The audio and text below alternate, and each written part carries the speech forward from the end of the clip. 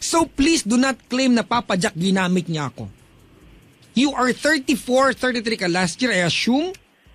You are not, di ba, hindi ka na toddler. Okay, ate? Maliban dun, walang mali sa kwentong ito. I know mabigat ang pinagdadaanan mo. I just want you to stop claiming, di ba, na you are the victim during that night because you were not. I-establish ko lang. Pwede po ba yan? Sige po. Okay. Ginusto mo yun kasi tinanong kita kanina. At some point, umaasa ka na babalikan ka niya. Kasi nga po, mahal ko din naman. Yun. So, ginusto mo. Kung yan ang paraan, walang masama. Dati kayo mag-asawa eh. Di ba nakita, naamoy na niya yan. Alam na niya yung shape niyan, di ba? Tama po ba?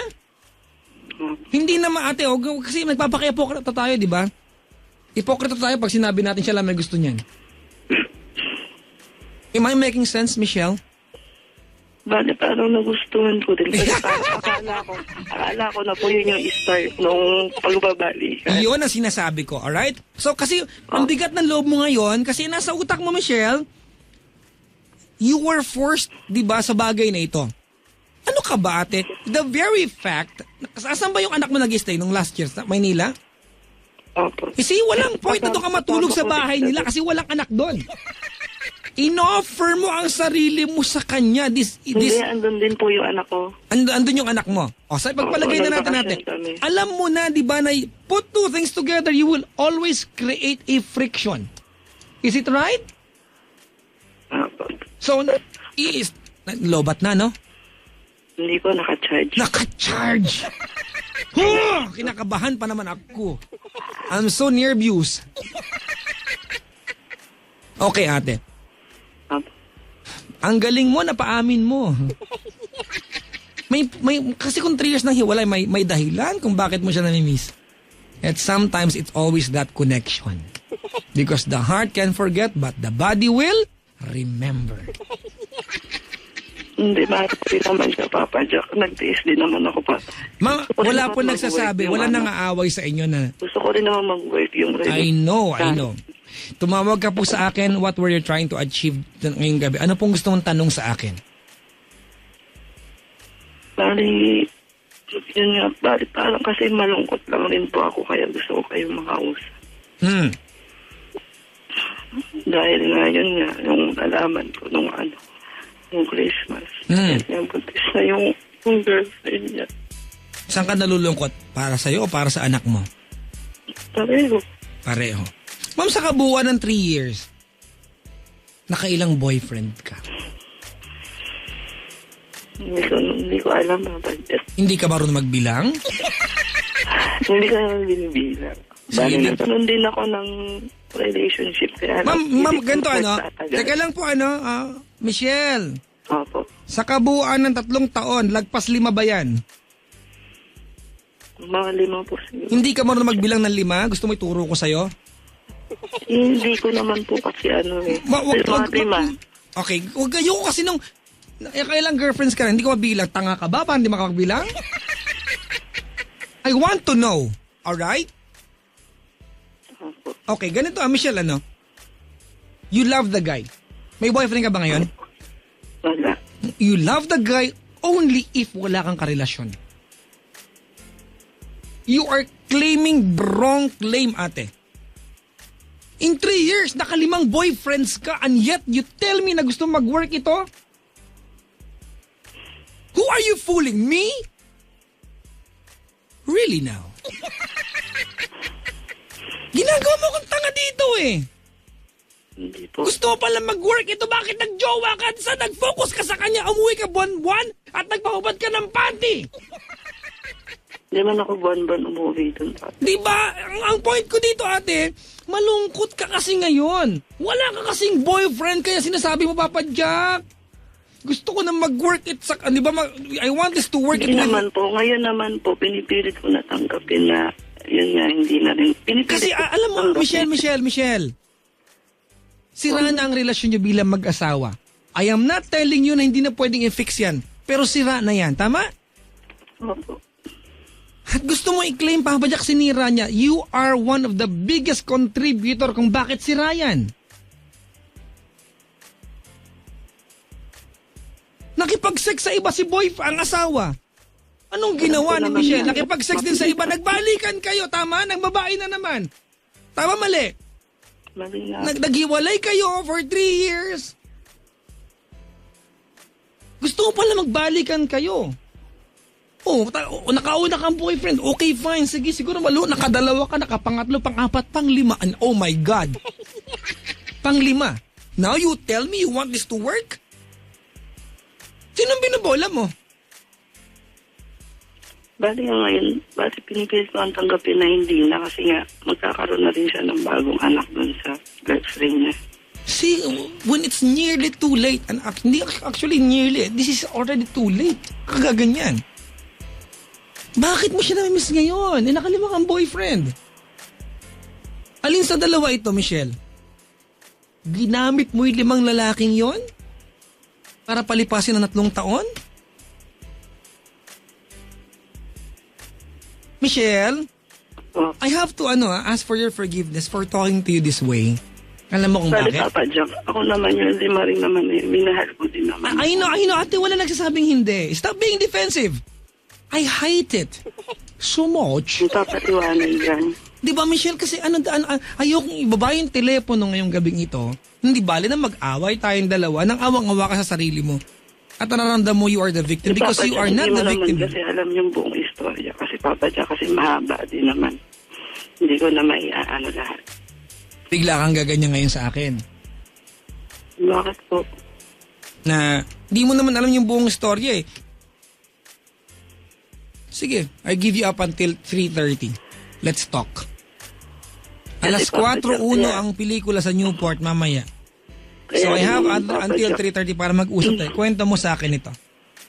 Kaya rin naman Papa Jack na ano rin ako na ganun kasi nung time na yun nga nang bababae siya. Nahulihan ko rin siya na may 6 video siya sa cellphone niya. Twice na ginawa sa akin.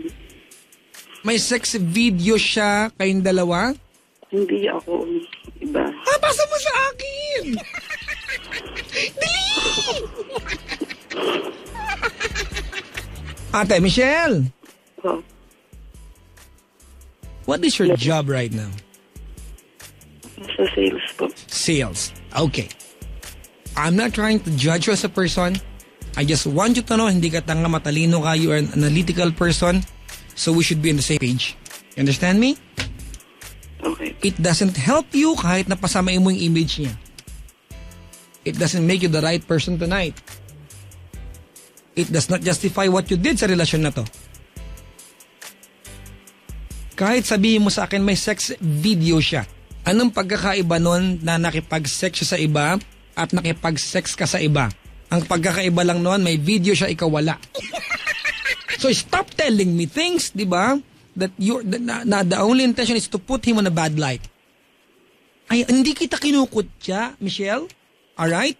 Dahil nakagawa ka rin, kasi naiintindihan kita, naitulak ka lang ng kalungkutan mo. Am I right? Hindi kasi Papa Jack, sa sobrang kasi nga ako, mahal na mahal ko siya nung wala pa akong ginagawa. Hindi ko Papa Jack matanggap na niloloko niya ako. Andun yung nagkasakit na ako. Hindi ako makatulog, hindi ako makakain sa isip. Dali Papa Jack, hindi ko paano ko tatanggapin yung ginagawa. Paano po ulit, ma'am? Paano po yan ulit? Hindi ko po alam kung paano tatanggapin yung ginawa niya sa akin. Michelle! Michelle! Opo. Please listen to me with your heart. I am not telling you, hindi ko sinasabi sa'yo na mali yung ginawa mo, nag-boyfriend ka ng iba. Kasi sabi ko, pag malungkot ka, karapatan mong paligayahin ang sarili mo. Alright? At yun ang ginawa mo. Tama, mali? Hindi kasi Papa Jack, parang yun yung naging way ko. Yun nga! Yung gawin niya sa akin, yung ganun. Kasi alam ko, may kasalanan ako. Tanggap ko kasi may kasalanan ako. Doon ko lang natanggap. Nung unang wala akong ginagawa. Sakit. Kasi yung mundo sa kanya ko lang pinikot. Para umamag ko siya tagal. Pero yung po yung ganun.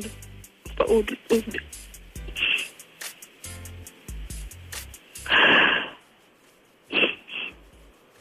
May tubig ba dyan? Wala po. May malapit? Nasa taas po ako. Magbuhos ka muna, ha? Mag-imsaw ka shower ng konti para laguin na. Pinapatawa lang kita. Michelle! Okay. Are you there? Maluwag ba ang dibdib mo? Okay lang po. Ikawit mo yung bra para humigpit. Pinapatawa lang kita.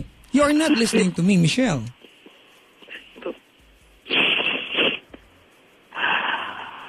Okay. Bago tayo tumuloy, I want to tell you the only intention I have, pag binaba yung telepono, ayoko naaawa ka sarili mo. Okay? Uulitin ko, ha? Kaya nga po. Teka lang, ate. Hindi ka kasi nakikinig, eh.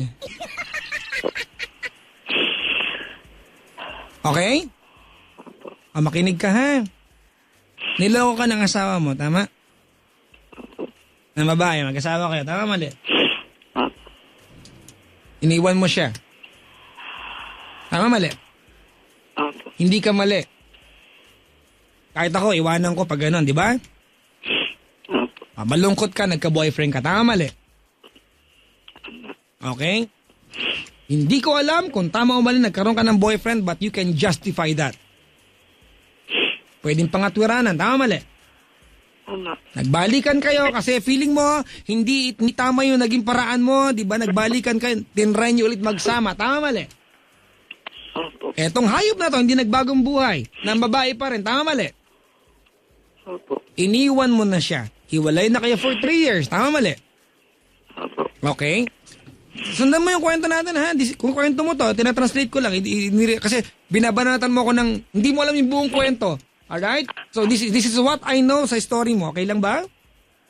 3 taon na kayong hiwalay. Last year, dumalaw kayo, di ba? Nagwatusi kayong dalawa. Tama, mali? Opo. Sinasabi mo sa akin kanina, umaming ka sa akin kanina, Papa Jack. Akala ko kasi baka maging paraan na magbabalikan namin. Tama, mali? Opo. Noong time na yun, may boyfriend ka ba? Wala po. Yun ang punto ko, eh. Kada wala kang karelasyon, habang hiwalay kayo, naaalala mo siya. Diba? Pero pag may boyfriend ka, nakalima ka eh. Nakalima ka, ate. We're not talking of 1 or 2 boyfriends here, nakalima ka. You know, diba, how to play the game. You've learned the ropes. So do not tell me, diba, na Papa Jack, I want to work it out with him. Dati po. Kasi yun. kung, teka lang muna, hindi ka nakikinig. You are being, ate, hindi kita kinukutya. Grrr, kakainin na kita. Hindi kita kinukutya. Alright? Kasi ang naririnig ko sa'yo, ate, ngayong gabi, is that you are a victim here. Yes, you are. Biktima ka dito ng isang manlolokong lalaki. Pero kung tatanungin mo ako, ginawa mo ba ang lahat ng tamang paraan sa aking pananaw para may survive yung relasyon na yan dahil nasa inyong lahat ng pagkakataon, hindi mo ginawa lahat ng paraan. Kasi instead of looking at him, you looked at the other way.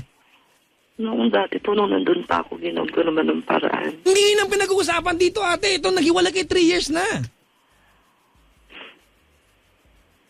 Ayoko ibaba ang telepono ngayon. Ang nararamdaman ni Michelle ay awang-awa sa sarili because you are not a victim now.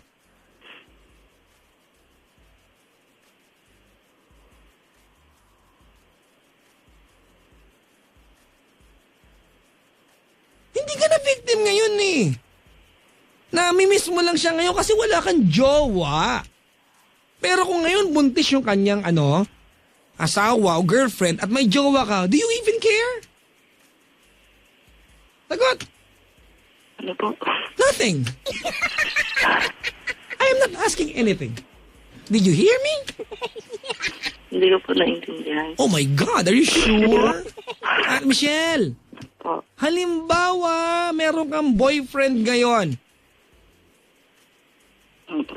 at buntis yung kanyang girlfriend o asawa. Do you even care? Siyempre naman po. Why? Kasi mahal ko siya. Bakit nag-boyfriend ka 5?